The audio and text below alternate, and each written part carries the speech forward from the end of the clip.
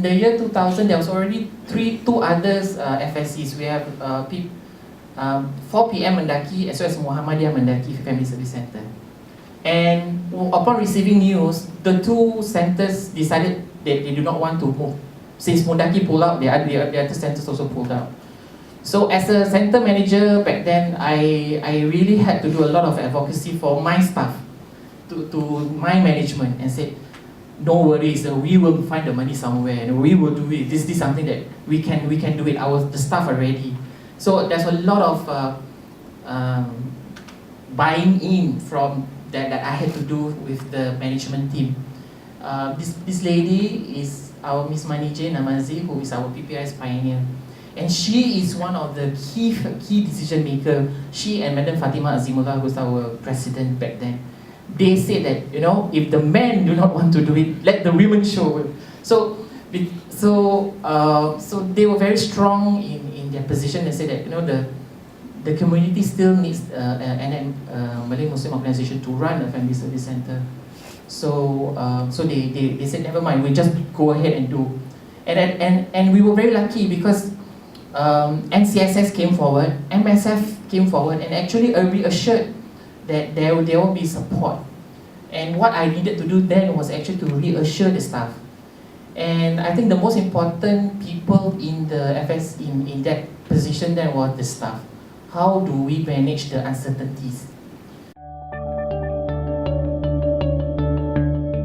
By the year 2007, we talked about let's grow.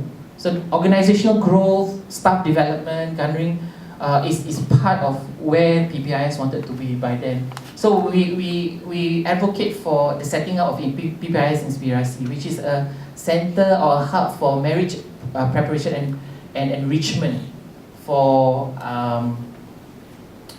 young couples marrying below the age of 21. So and you notice it was set up in 2007, but I had to start planting seeds back in 2004. Talking to people, gathering interest, advocating for the need for the support. So a lot of it is talking to people in MSF, talking to people from Mendaki, from MUIS, and really gathering a lot of support in the setting up of the center. So it's really not just it happens, you know, in social work, you really have to do your dance steps, and you really have to have that foresight of, okay, if I need to do this today, or if I need to do this 3 years time, what do I need to do today in order to achieve that goal 3 years time? I think one of the key role as a head of an agency is really to bring the people down together to sing the same song, to dance the same the steps, and to get that goal. And we also have to be sexy, because people wants to know, you know, what can you do, you know, how attractive you are to their stakeholders, in order for them to support you.